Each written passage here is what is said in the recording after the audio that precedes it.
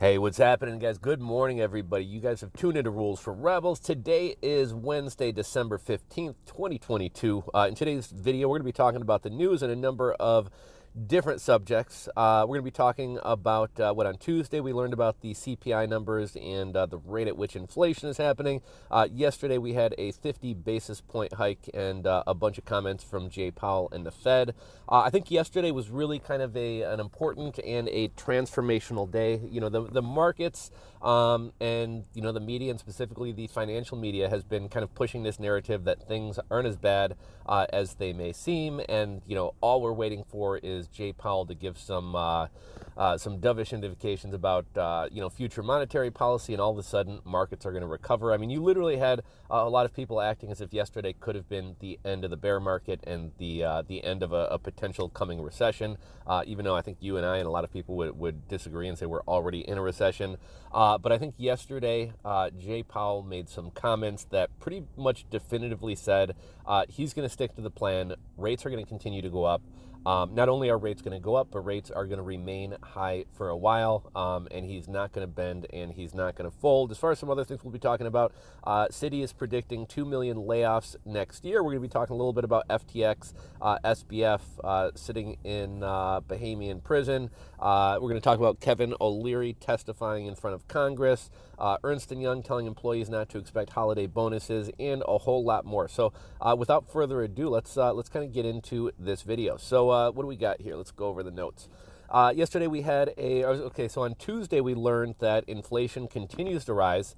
It's just rising slower than it was before. It's odd that people act like this is amazing news. Inflation continues to go up. We've talked about the numbers. Price of vegetables up 40%, eggs up 40%. You know, coffee up 40%, booze, I forget the percentage of booze, but booze is up. You know, aside from fuel and used cars, everything continues to go up. Markets were kind of crazy yesterday. Both the Dow and the NASDAQ wound up down on the day, but kind of surged toward the end of the day. Seems like the markets were kind of confused. Jay Powell says the labor market is out of balance. Jay Powell and the Fed, they want job losses to happen in 2023, and they're not going to let up until that happens. Jay Powell has made comments saying that, you know, essentially the job numbers are in some ways even more important than the inflation numbers. Jay Powell went on to say the effects of tightening are yet to be felt. You know, oftentimes when the Fed does something, it takes, you know, 6 to 12 months to kind of leak through and kind of be felt in the market. And we're not yet feeling the effects of the higher interest rates. You know, the job numbers tend to go up. People's pay is continuing to go up. Jay Powell said we will use the tools at our disposal to bring inflation back down to 2%. It does seem like Jay Powell and the Fed are kind of wavering on this 2%. They're not saying that they're willing to settle for 3 or 4%, but they're saying the way that they're describing 2% it makes it seem like they might bend a little bit there. Jay Powell went on to say they will have to raise a lot more, and I have a lot all capitalized, a lot more, and they're serious about that. A lot higher than the 5.1% target. Again, he said, we will stay the course until the job is done. Ongoing hikes will be appropriate. We could raise rates higher than anticipated and for longer than anticipated. He's saying they will break the economy. They will break the housing market. They will break the job market. I forget where they expected the unemployment rate to be in 2023. I think like 4.7%. Not going to be quite 2008 levels, but, you know, unemployment will be rampant in 2023. Jay Powell said nobody knows if we'll have a recession. Again, you know, I think a lot of us would argue that we're already in a recession. And just to kind of give some context to where rates are, and here's another weird thing, right? Even though rates continue to go up, I think in the past 3 to 4 weeks, we've had actually mortgage rates going down, which is kind of odd, right? Like if rates go up, mortgage rates should go up. I think the Fed and the government realizes that the housing market could collapse and the housing market could bring down the entire economy. What probably will happen is that the economy will wind up bringing down the housing market as layoffs start in 2023. But just to kind of give some context to you know, how much this affects a payment. a housing payment. 6 months ago, a payment on a $300,000 house would have been $1,700. Today, it's $3,000. I talked about in a recent video. A friend of mine had started building a house like a year and a half ago before rates went up, and I think her payment is like $800 to $900 more than it would have been before rates went up. And unfortunately, she wasn't able to lock in a rate. She was just kind of sitting all through summer, waiting for October until she could lock in a rate. And a lot of other people finding themselves in that situation are just deciding to walk away from homes. We've learned that in Arizona and the Southwest, like something like 46% of people are canceling their home builds and walking away and are willing to lose that money. Citi predicts that we could have 2 million layoffs in 2023, which kind of supports Powell's statement. The Fed will wreck the economy, the jobs market, and the housing market. Saw an article from Fox Business, FTX hearing.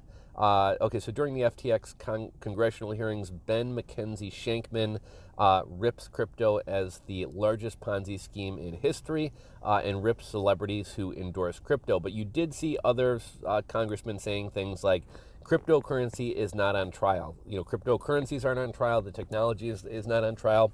Sam Bankman-Fried is on trial. It's like saying that the stock market's bad because Bernie Madoff was a con man. Bernie Madoff was the issue, not the stock market, not investing. Elizabeth Warren has come out and said she wants KYC and monitoring on self-custody wallets. That's not even possible, but it's, she definitely wants to regulate crypto. She also wants to end various privacy tools. We've already reported on this or told you about this, but Sam Bankman-Fried has been jailed. He's been denied bail, and he is, they're saying he's in a cell with 5 others. I think he's actually in a hospital wing. And the Bahamian government was like kind of showing off for the media these fancy new cells that they built. It was reported that the prison he's in is one of the worst 5 prisons in the world. The cells are like wet and fetid. Prisoners are sleeping on cardboard. But it does seem like SBF is likely being treated better than your average prisoner. They definitely don't want him dying on their watch, at least not unless it's like at the behest of the Clintons or the government or something like that, in which case, who knows.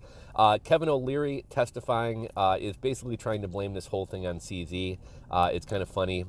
Kevin O'Leary said Binance put FTX out of business as if Sam Bankman-Fried wasn't the one who did this to himself.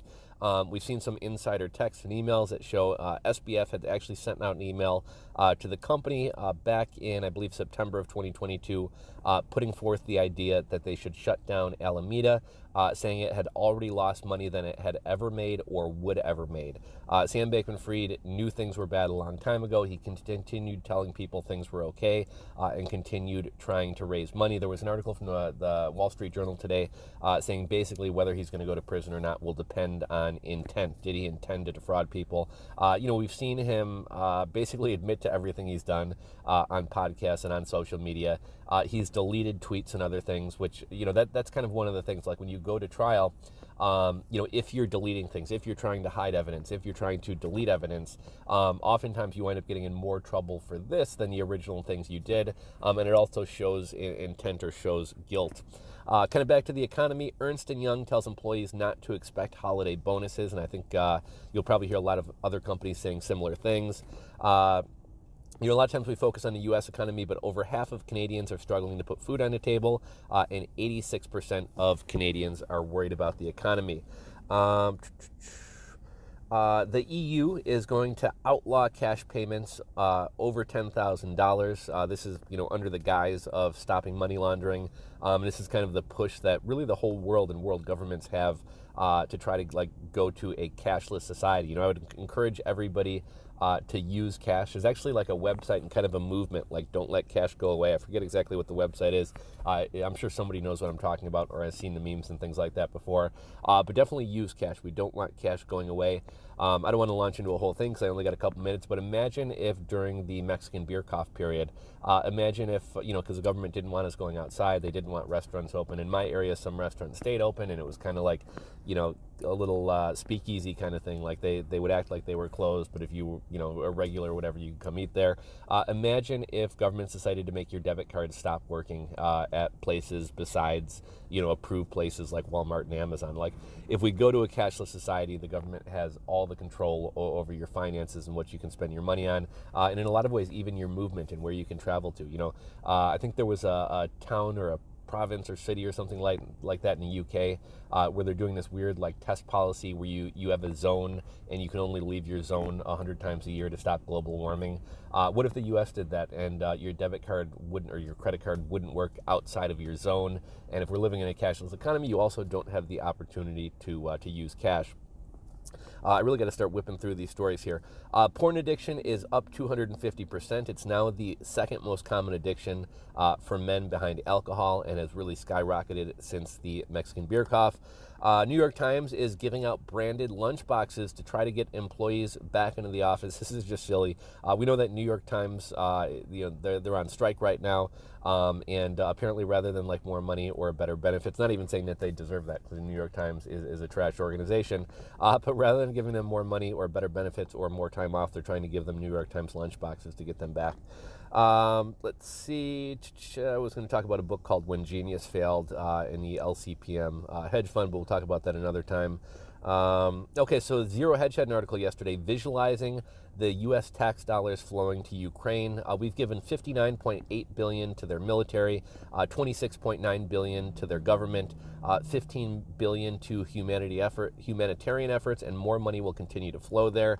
Inflation is not going to go away when we're printing money, borrowing money, and sending money over to Ukraine. Think about this. The U.S. military a while back told military members to go on food stamps. They weren't paying them enough, and the solution was you should go on food stamps or go on welfare. We have all this money to give to Ukraine, but we can't support our own soldiers. There's private organizations having to take care of veterans, and we're giving tens and tens and tens of billions of dollars to Ukraine. The UK has admitted to having Royal Marines doing covert operations in Ukraine. I think it's pretty much all but a certainty that the U.S. Special Forces and or CIA are obviously over there as well. This is not a Russia versus Ukraine thing. This is basically like a rest of the world against Russia thing. And I had mentioned this podcast or YouTube channel a while back. It's slipped my mind. Will OAM. He interviews a lot of these U.S. people and really people from all over the world who went over to Ukraine to fight. And I think he's really kind of unbiased, right? He's a supporter of Ukraine. He's a supporter of everything going on. But he also doesn't bury his head in the sand and act like it's not a corrupt country and doesn't act like they're perfect. Airlines are lobbying Congress to allow one pilot in the cockpit as opposed to two pilots or having a co-pilot. Pilot unions are against this, and it seems pretty dangerous. If the pilot has a heart attack, it seems like you would wind up in some situation out of a movie where somebody from the back of the plane is I used to have a model plane as a teenager. I'll try to land this thing, right? There is backlash against the American Grill brand. The 36-year-old brand recently put out a book for 8 to 11-year-olds that talks about being transgender, being non-binary. It kind of advertises or talks about puberty blockers. It says if there's parts of your body that make you feel uncomfortable and there's things you want to change, that's okay. And if you have not gone through puberty, a doctor may be able to give you medicine to block puberty. So kind of weird that American Girl, brand and I kind of always viewed as kind of a more conservative brand, is basically advertising puberty blockers to kids. Salt Lake City is facing toxic dust storms due to open pit mining, oil refineries, and mountain ranges that are kind of trapping all these pollutants. We also know that the Great Salt Lake and the salt flats are drying up. Gavin Newsom warns that California will break under the flood of illegal immigration, and this is a very liberal guy who's always wanted sanctuary cities, wanted San Francisco to be a sanctuary city. We also have the new mayor of LA who declares a state of emergency over homelessness. This is kind of not really news, but Joe Rogan had on the guy from Soft White Underbelly. Awesome YouTube channel. Check it out. That's a YouTube channel I've been watching since it was a small channel, and it's kind of cool to see it blow up like that. Ron Paul warns the mother of all financial crises will lead to civil unrest. CNBC says half of workers are hoping for a promotion or a raise in 2023. More than likely, they're going to wind up getting laid off. We recently learned that Grant Wall, the reporter who tried to wear a rainbow flag to the World Cup, Not really sure why people want to challenge this authoritarian government and put themselves in danger. There were kind of a lot of conspiracies over whether he was killed by the Qatari government. Turns out he allegedly had an aneurysm. He was also a big proponent of getting vaccinated, so I'll just leave that at that. Chicago man who was set on fire a while back has recently died. You know, there are psychopaths walking around. You know, we talked about Ron Paul warning about civil unrest. There's a lot of psychos out there, and when people have a hard time buying food, when people don't have a roof over their head, not only are normal people going to do things they wouldn't normally do, but the psychopaths are also going to kind of get more violent and more crazy. So make sure you're protecting yourself, whatever that means to you. Americans who, this is just kind of interesting. I saw a poll recently, Americans who self-identified as LGBTQ+, you know, I'm sure there's like 3 more letters now, by generation. Gen Z, 21%, millennials, 10.5%, Gen X, 4.2%, boomers, 2.6%, and the traditionals, who are people who died before 1946, 0.8%. It's just weird to see how quickly that's grown. Like, why is this? Is it because like being gay or trans is trendy today, or has 20% of the population, 21% of the population always been LGBTQ, but just in the past it wasn't socially acceptable to identify as that or come out as that, so a lot of people hid it. I'd love to hear your guys' thoughts on it, but it's just kind of interesting that that's almost a quarter of Gen Zers who identify as being some type of LGBTQ. I had a couple other things to talk about, but I really got to get running. So that is today's news. That's today's story. I might try to bring a video to you guys later. If you guys wound up enjoying today's video, do me a favor, give this video a thumbs up. If you're not subscribed to the channel, click that subscribe button down below and ring the bell. As always, I appreciate you guys watching, and I'll catch you on the next video.